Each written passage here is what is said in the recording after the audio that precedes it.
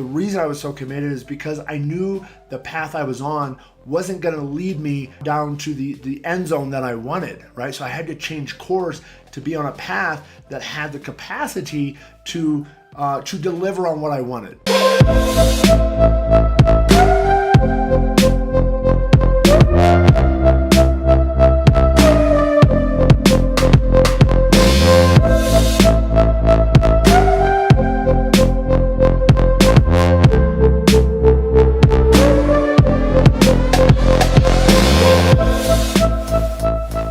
Hey everybody, Zach Ullman coming live from Cusco, Peru, getting ready to hop on a plane tomorrow, fly to Medellin for a 10-day motorcycle ride. Now this is something I've wanted to do forever, and I'm finally to a point in my life where I'm able to do that. And so what I want to share with you today is my journey, how I went from working in the field in Northwest Indiana to traveling the world, owning companies all over the world, and having other people support me in that. So if you want to live life on your terms, travel the world, make some money, in real estate business, whatever it is, keep listening because I'm going to show you that process that I took. So keep listening, gang. All right. So first off, we have to start at the beginning. I am 35. I'll be 36 in September. And when I had this vision, I was 18 years old. I was 18 years old, living in Couts, Indiana, Northwest Indiana. And, my vision was travel the world, help a lot of people, and make a lot of money. And I had zero clue on how to do that. Now, everyone around me said, go to college, go to college, go to college. And I didn't know if that was a route because I hated high school. I barely graduated high school. In fact, I think they just pushed me through because they didn't want to deal with me because I was a troublemaker. I wanted to go out and work, go and play on the playground. And every time I had to sit in that seat, it was like prison for me. I wasn't a model student. I'll put it that way. Always in the detention, always in the office for getting pink slips and stuff like that. But then I graduated high school and I had a really eye-opening experience. I'm like, what am I going to do with the rest of my life? Because up until then, the plan was, well, just live on the farm. I'm going to figure it out. I really didn't have to do anything. I've had a job since I was 12, so I knew how to make money. But those ways I knew how to make money wasn't providing for the lifestyle that I wanted, which was travel, right? And doing it in a nice way, not doing it, on the cheap. I wanted to do it with luxury. I wanted to be able to go wherever I wanted, whenever I wanted, however I wanted. And, fast forward today, I'm able to do that. So I want to share this process. So what I got interested in was who makes the type of money and who has the type of money and lifestyle that I want. And when I started looking into that, the people that I saw that had that lifestyle were business owners and real estate investors. And so I love it, started reading books, started consuming books. And then, started asking around and asking people, well, how do I do this? And of course, everyone said, go to college. So I went to college and I took college very serious. I actually went to university, Indiana University, which is a fantastic school for business and finance. And I got a double major in business and finance. Now, to start off college, I didn't know how to study. I didn't have those type of habits. But what I've learned over those 5 years that it took me to graduate was that education is key for everything. So I'm an education junkie now. I love learning. Now I do it in my way. I love learning business and finance and entrepreneurial stuff. And I don't use typical college courses to do that. I'm buying programs and books and stuff like that to help aid me in that because I'd rather learn from somebody that's been down the road that's looking backwards than in a classroom setting like college, right? And from a textbook, like let's go out there and actually create this. So that's what I've been doing. But during college, I started off slow. I really didn't know what to do. My goal was to work for a hedge fund, private equity, one of those big financial institutions, because I heard that's where all the money and opportunity was. And so I took it very serious, got A's in all my classes, graduated at the top of my class from Indiana University with a degree in finance and business administration, was able to do this, all of that work. And I just studied, man. I just studied for 5 years. And I came out of that thinking, okay, this is going to be easy. I graduated at the top of my class from a great school. And then 2008 hit, right? And if anybody remembers 2008, holy cow, was that was at a fascinating time, we'll put it that way, right? It's all on how you create it. That was a fascinating time in our history, in the financial markets, in the business markets, in that whole world. And they were, I remember Lehman Brothers, Morgan Stanley, all these big investment financial institutions were going under. And that meant all of their employees were no longer with a job, which meant they were now my competition. And I was like, holy smokes, I have, I did really great in college, but I have zero practical experience. And now I'm competing against these people. This isn't an industry that is looking for job or, looking for new talent at the moment, especially of my caliber. And so what I did is I just kept focused. And, I kept taking side jobs after I graduated.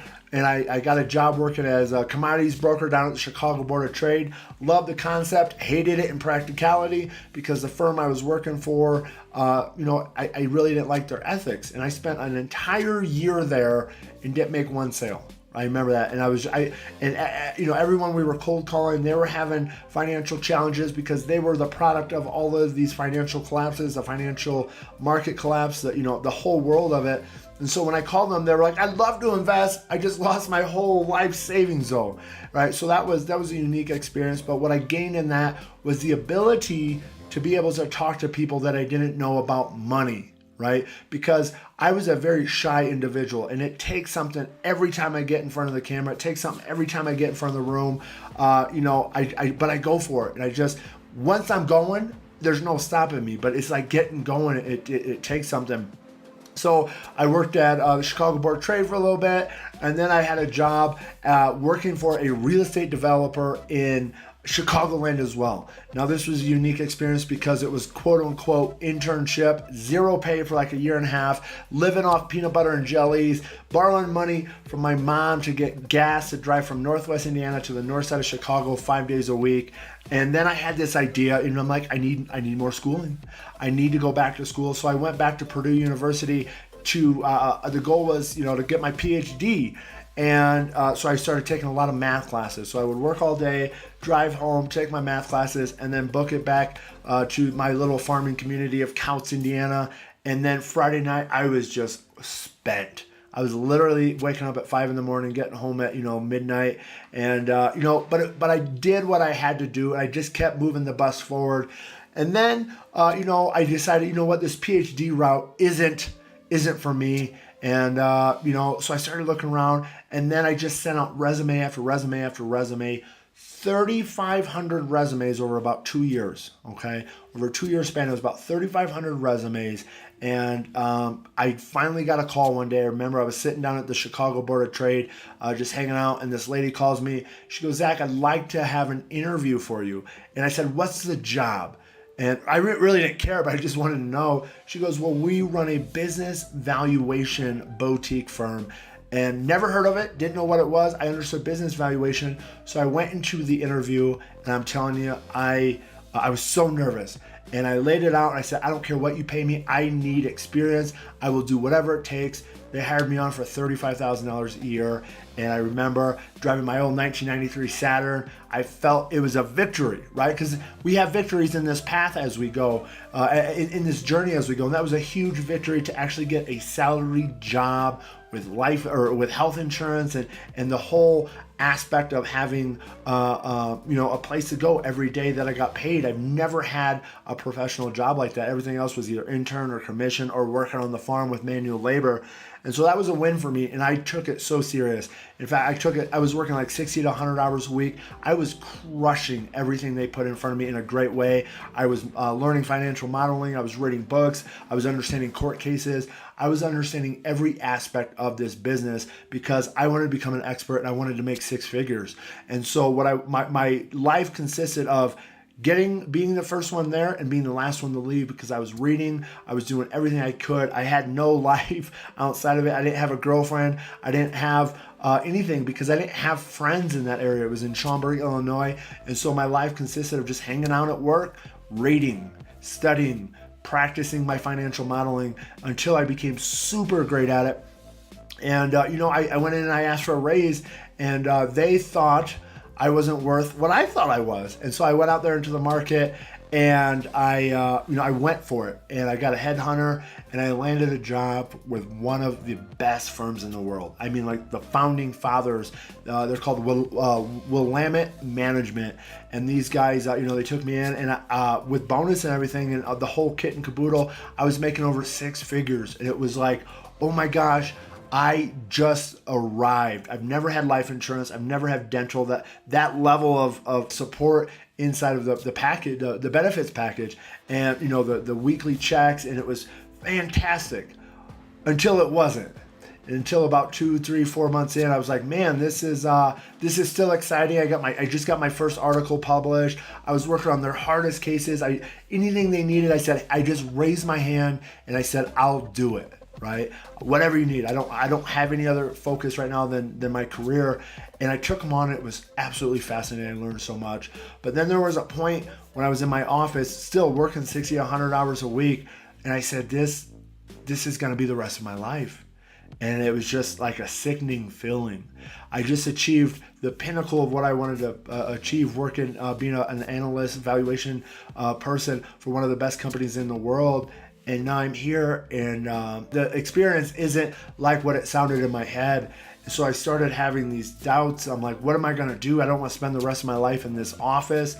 And so I started looking around, and I didn't know what to do. All I knew is how to work for somebody else. So I was sharing this with a roommate of mine because I was still, trying to save everything I could. To start a side business. And I didn't know a whole lot about that, but I was bound and determined to do it. And then he invited me down to a real estate investing community. And he goes, Zach, you got to meet these people. And so I went down there, and the first thing I saw in the introduction was a 22-year-old young man making $10,000 a month in residual income traveling the world. And I'm like, that's what I want to do.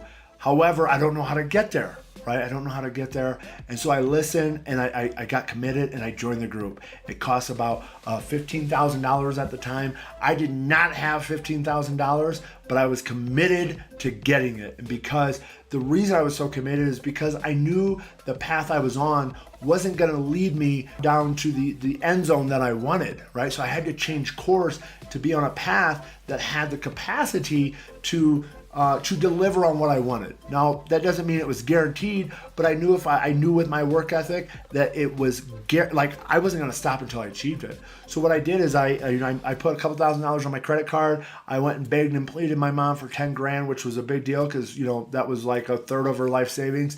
And then I sold a bunch of stuff. And so I'm here to tell you, education is key. We have an education program in our office where we help people and we support people inside of this.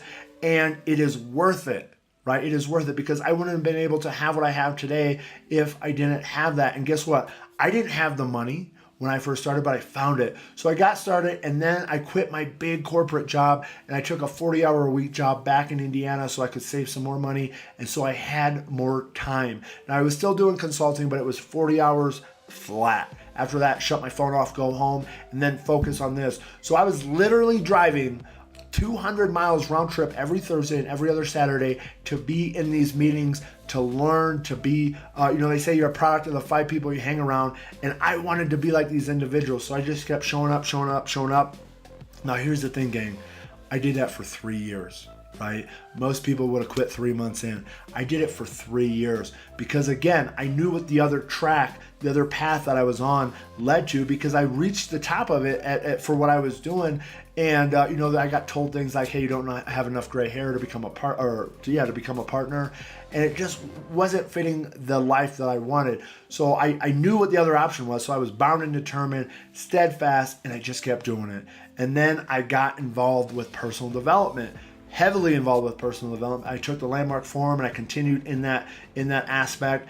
And I remember I took the Landmark Forum in October of 2018. I quit my job later that year. 3 months later, I quit my job, moved to Arizona. So I'm telling you, if you want to succeed in this, you need personal development. Now, it doesn't have to be the Landmark Forum, but everyone in our office, all of my leaders, they go through it because it is awesome. But find something that works for you, right? So I went through the Landmark Forum, I quit my job, went and bought a business out in Arizona with a friend of mine, saved up some money, and we did it. And I was living this. I remember I drove to Arizona, never been to Arizona, but a friend of mine that gave me one of my first jobs in Chicago was out there and said, hey, let's buy a business together. And that was my expertise, business valuation, M&As, things like that. And so we did it. And I remember driving to Arizona, and it was such a liberating experience. I was like, I'm free. My life, my terms. I do what I want when I want. Now, I still have to work hard, right? That ain't ever going to quit. But I'm doing it with something I'm passionate about. So we went out there, we bought a business, a pool business, and we took it from something that was on pen and paper because it was a self-employed guy, and I created an actual business where we sold it to somebody that was not the operator.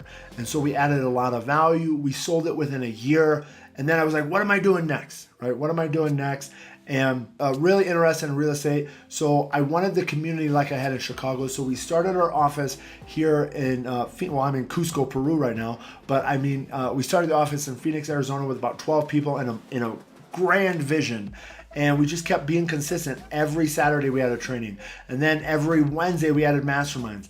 And we have not missed those meetings in almost 6 years. And in fact, we have training 6 days a week. And we've grown into over 800 people in our office, 32,000 people nationwide. We got people in Canada, Mexico, United States, Hawaii. I'm traveling the world. We're down here in South America. We got people all over the world with us. So that was the grand vision, and that's where I'm at today. But when I first started this office, I'm telling you, we were slinging tables. We were, whatever we could to get people to come to our events so we could bring them in so we could do real estate together. And so we kept doing that. We finally got an office of our own. We were blessed to have a friend of ours donate his office. But then we took on a lease, right? We said, hey, we're going to go for this. We're going to get a building. And then, we opened it with 5 other people. And so there's 5 names on the lease. And this is where the learning comes in, gang, is don't ever do that unless you really understand who you're working with, unless you really get the details down in writing. Because I will tell you, we had differences of opinions, but everyone had a vote. And that was really challenging, specifically for me, because I was the one there running it every day. And I had my name on the lease. I was a personal guarantor of that. And so I had to wait for the lease to run out. And so what I did next is I said, hey, I'm going to do this on my own. Everyone's welcome to come, except it's going to be my way because I'm going to be the sole financial one that's financially responsible for it. And so I took that on. That was a big leap for me, but I wanted it my way. And if you've ever seen some of my stuff, I'm really big on, hey, I want it my way. I want to be in control. I love being in control because if it's going to work, fantastic. But if it's not going to work, I'm going to be the one to blame, right? I'm not going to put my future in anyone else's hands. So, let's go for it is how I look at it, because I will make it work. I will do whatever I need to do to make it work. So I did that, and we just kept growing and growing and growing. And then we moved to another office and growing and growing and growing. We were having over 1,000 people a week coming to our meetings, masterminding, doing tons of real estate business. And it was absolutely fantastic. And then COVID came. And that was a jolt to us, right? So COVID came and we had to move everything online in less than a week. Made it happen though, because that's the entrepreneurial spirit that we have, is we find a way, okay? Nothing stops us, we find a way. And as we're online, we started growing more and more and more. And then I was like, one day I was sitting at my office in Arizona, and I just looked around and I said, hey, honey, we don't have to be here anymore. I was so engrossed into, running live meetings 3 days a week for like 5 years that I didn't know anything else. Every job I've ever had was I had to be somewhere. And so I was working with my coach, and one of the 5-year plans we had was to be able to travel. And I accomplished that in 6 months because I was super intentional about it. And so what we did is we went out to Hawaii and we spent 2 months out there testing this out, the concept of working remotely. And guess what? It worked. It worked fantastic. Now, I didn't like the time change of Hawaii. So, we came back to Arizona, and then we said, hey, let's stay in South America because different countries, but similar time zones, right? So, we went to Colombia for 4 months. We're down here. This will be our second month in Peru. I'm getting ready to go to Colombia tomorrow for a 10-day motorcycle ride. Then we're going to be popping up to Cabo, then Dominican Republic. Then we're going on a trip over to Dubai, and we're coming back to Jamaica. Then we'll be heading back to the States for Thanksgiving and the holidays. But the reason I've been able to do that is because I found out how to make money remotely.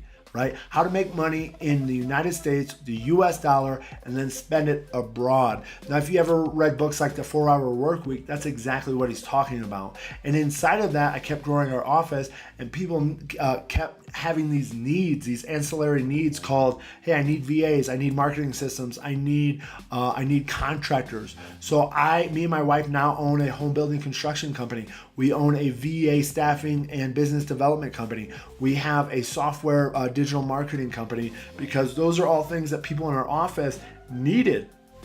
And in my mind, I'm like, hey, if they're gonna buy it from somebody, why don't they buy it from us? Right? So we have lots of money coming in from these different avenues. And here's what I've learned is it's all the same process. Different pieces, but the same process. And it all revolves around sales and being able to fulfill on those sales. And that is what I've learned. And we just keep growing and growing and growing. We just hired an operations manager where we're documenting the process inside of our businesses so we can grow even more. And we're having the time of our life while traveling, right? We're making more money than we ever have while traveling. And so I want to share that with you because it's possible. And I'm going to be sharing some of these other trainings specifically on how to get started. And one of the biggest things I really want to share with you is the easiest way to get started in this, digital world is selling somebody else's stuff. I can tell you, we have Amazon stores, we have Walmart stores, we have the whole world of this. And the easiest money, now that is, disclaim, that's because of my experience level and what I've learned. The easiest money I've made is selling somebody else's stuff. I've tried creating my own products. I've tried white labeling stuff. I've tried that whole world of it. And so what I've learned is there's a lot of fulfillment in that. And if it doesn't go right, I'm stuck with a bunch of products. So what I love to do now is find a great product with a great fulfillment that has a front-end marketing to it. Now, we have that for our office. An example of what we're doing is, we sell a third-party real estate investing education. That's one. They do all the creation of it. I don't have to worry about any of that. I just sell it, and then I bring them into our community, and we do deals. We make tons of, I think we made about $450,000 just doing that last year, and we're gonna, we're on the track to exceed that this year. We're doing real estate remotely. We got Amazon stores up and going where we're selling name brand merchandise, right? We sell it and then I go buy it. So I don't have any inventory risk. There's no inventory risk. I sell it and then I buy it after I sell it, and then I get paid about 14 days later. We're doing lead generation for people, which means I get you leads, you pay me for each lead.